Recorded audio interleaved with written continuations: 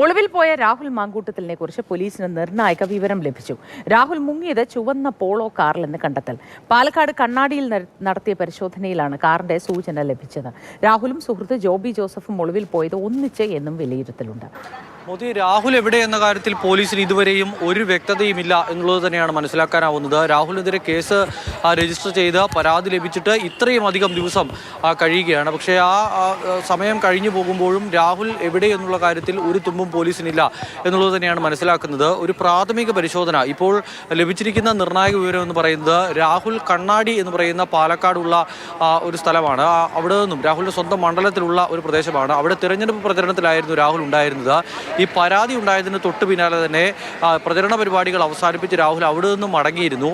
അവിടെ നിന്നും ഈ കണ്ണാടി എന്ന് പറയുന്ന സ്ഥലത്ത് നിന്നും രാഹുൽ പോയത് ഒരു ചുവന്ന പോളോ കാറിലാണ് എന്നുള്ള വിവരമാണ് പോലീസിന് ലഭ്യമായിരിക്കുന്നത്. പക്ഷേ അവിടെ നിന്നും ഈ കണ്ണാടിയിൽ നിന്നും മടങ്ങിയതിനു ശേഷം രാഹുൽ ഈ വാഹനത്തിൽ പോയിരുന്നു. അതിനുശേഷം മറ്റേതെങ്കിലും വാഹനത്തിലേക്ക് കടന്നിട്ടുണ്ടോ അല്ലെങ്കിൽ മറ്റേ മാറിയിട്ടുണ്ടോ, എവിടേക്കെങ്കിലും പോയിട്ടുണ്ടോ തുടങ്ങിയ കാര്യങ്ങളിലൊന്നും പോലീസിന് ഇപ്പോഴും ഒരു വ്യക്തതയുമില്ല എന്നുള്ളതാണ് മനസ്സിലാക്കാൻ കഴിയുന്നത്. ഇപ്പോൾ ആ കാറിൻ്റെ നമ്പർ അടക്കം പോലീസ് ശേഖരിച്ചിട്ടുണ്ട്. അതിൻ്റെ ഉടമ ആര് എന്നുള്ള കാര്യത്തിലും പോലീസിന് വ്യക്തതയുണ്ട് എന്നുള്ളതാണ് മനസ്സിലാക്കാൻ കഴിയുന്നത്. നിലവിൽ എന്തായാലും രാഹുലിനെ എത്രയും വേഗം കണ്ടെത്തുക എന്നുള്ളത് തന്നെയാണ് പോലീസിൻ്റെ ലക്ഷ്യം. പക്ഷേ ആ ലക്ഷ്യത്തിലേക്ക് എത്തിച്ചേരാൻ പോലീസിന് കഴിയുന്നില്ല. ബുധനാഴ്ച രാഹുലുമായി ബന്ധപ്പെട്ട് രാഹുൽ നൽകിയിട്ടുള്ള ജാമ്യാപേക്ഷ കോടതിയുടെ പരിഗണനയ്ക്ക് വരികയാണ്. അതിനു മുൻപ് തന്നെ രാഹുലിനെ ഒരു അറസ്റ്റ് എന്നുള്ളതാണ് പോലീസിന്റെ ലക്ഷ്യം. എന്തായാലും രാഹുലും അതോടൊപ്പം തന്നെ ഈ പറയുന്ന പരാതിക്കാരിക്ക് ഗർഭചിത്രം നടത്താനുള്ള മരുന്ന് എത്തിച്ചു നൽകിയ, രാഹുലിന്റെ നിർദ്ദേശപ്രകാരം എത്തിച്ചു നൽകിയ ജോബി എന്ന് പറയുന്നയാളും നിലവിൽ ഒളിവിലാണ്. രണ്ടുപേരും ഒരുമിച്ചാണ് ഒളിവിൽ പോയത് എന്നുള്ളതാണ് പോലീസിന് ലഭിക്കുന്ന വിവരം.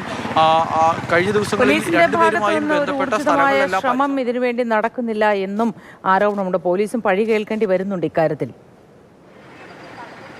അല്ലേ?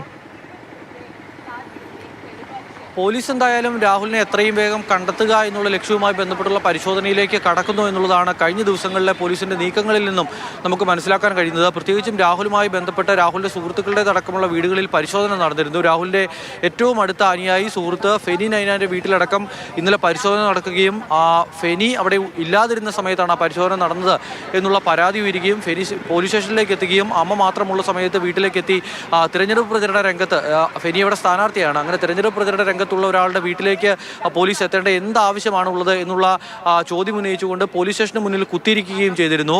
അതോടൊപ്പം തന്നെ ഫെനിയും ജോബിയുമായി ബന്ധപ്പെട്ട സ്ഥലങ്ങളിലെല്ലാം പോലീസിന്റെ വ്യാപകമായ പരിശോധന നടന്നിരുന്നു. പ്രത്യേകിച്ചും അവരുമായി ബന്ധപ്പെട്ട അവരുടെ സുഹൃത്തുക്കളുടെ വീടുകൾ കേന്ദ്രീകരിച്ചുള്ള പരിശോധനയാണ് ഇന്നലെ നടന്നത്. പക്ഷേ രാഹുലുമായി ബന്ധപ്പെട്ട് എന്തെങ്കിലും നിർണായക വിവരത്തിലേക്ക് പോലീസിന് എത്താൻ കഴിഞ്ഞോ എന്ന കാര്യത്തിൽ സംശയമുണ്ട്. അങ്ങനെ ഉണ്ടായിരുന്നുവെങ്കിൽ രാഹുലിന്റെ ഒരു അറസ്റ്റിലേക്ക് കടന്നേനെ. രാഹുൽ തിരുവനന്തപുരത്ത് വഞ്ചിയൂരിൽ എത്തി, വഞ്ചിയൂരിൽ ഈ ജാമ്യാപേക്ഷയിൽ ഒപ്പിട്ട് പോയി എന്നുള്ള കാര്യം നേരത്തെ പുറത്തു വന്നിരുന്നു. അതോടൊപ്പം തന്നെ രാഹുലിനായുള്ള അന്വേഷണം കേരളത്തിന് പുറത്തേക്ക് പോലീസ് വ്യാപിപ്പിക്കുന്ന ഒരു സാഹചര്യം ഉണ്ടായി. പ്രത്യേകിച്ചും കോയമ്പത്തൂർ കേന്ദ്രീകരിച്ച്, കോയമ്പത്തൂരിൽ രാഹുൽ ഉണ്ടാകുമോ എന്നൊരു സംശയത്തിന്റെ അടിസ്ഥാനത്തിൽ കോയമ്പത്തൂരിലും വ്യാപകമായ പരിശോധനകളും മറ്റുമൊക്കെ നടക്കുന്നുണ്ട്. പക്ഷേ രാഹുലിലേക്ക് എത്തിച്ചേരാൻ കഴിയുന്നില്ല എന്നുള്ളതാണ് പോലീസിനെ അലട്ടുന്ന ഏറ്റവും പ്രധാനപ്പെട്ട വിഷയം. രാഹുലിന്റെ ഫോൺ യൂസർ ബിസിയാക്കി വെച്ചിരിക്കുകയാണ്. വിളിക്കുമ്പോൾ ആദ്യം ഒരു വട്ടം റിങ് ചെയ്യുന്നു, പിന്നീട് അത് ബിസിയാകുന്ന ഒരു സാഹചര്യമാണുള്ളത്. അപ്പോൾ ആ ഫോൺ കേന്ദ്രീകരിച്ചുള്ള അന്വേഷണത്തിൽ കാര്യമായ വിവരങ്ങളൊന്നും പോലീസിന് ഇതുവരെയും ലഭ്യമായിട്ടില്ല എന്നുള്ളതാണ് ഇപ്പോൾ മനസ്സിലാക്കാൻ കഴിയുന്നത്. പക്ഷേ ബുധനാഴ്ച ജാമ്യാപേക്ഷ പരിഗണിക്കുന്നതിന് മുൻപ് ഒരു അറസ്റ്റ് എന്നുള്ള നീക്കം തന്നെയാണ് പോലീസിന്റെ ഭാഗത്തു നിന്നും ഇപ്പോഴുണ്ടാകുന്നത്. അതിനുള്ള ശ്രമവും നടക്കുന്നുണ്ട്.